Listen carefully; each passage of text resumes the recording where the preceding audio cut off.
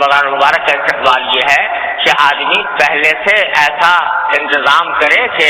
مصروفیات، دوسری مصروفیات جو عبادت کے علاوہ والی مصروفیات ہیں وہ کم ہو، بس بقدر ضرورت۔ اگر کوئی شخص اپنے عام کو اللہ نے وسعت دی ہے اور وہ اپنی تجارت سے اپنے آپ کو فارغ کر سکتا ہے، روزی کمانے کے کاموں سے اپنے آپ کو فارغ کر سکتا ہے تو فارغ ہی کر لے، اور اگر فارغ نہیں کر سکتا تو کم سے کم مصروفیات کو کم کر لے، بس بقدر ضرورت رکھے، اور زیادہ وقت جو ہے وہ یہ سمجھے کہ اس رمضان کے مہینے میں زیادہ وقت مجھے اللہ جل جلالہ کی عبادت میں صرف کرنا ہے۔ روزہ تو رکھنا ہی رکھنا ہے، تراویح تو انشاءاللہ پڑھنی ہی پڑھنی ہے، لیکن اور اوقات میں بھی عبادت زیادہ سے زیادہ، نوافل، تلاوت قرآن کریم،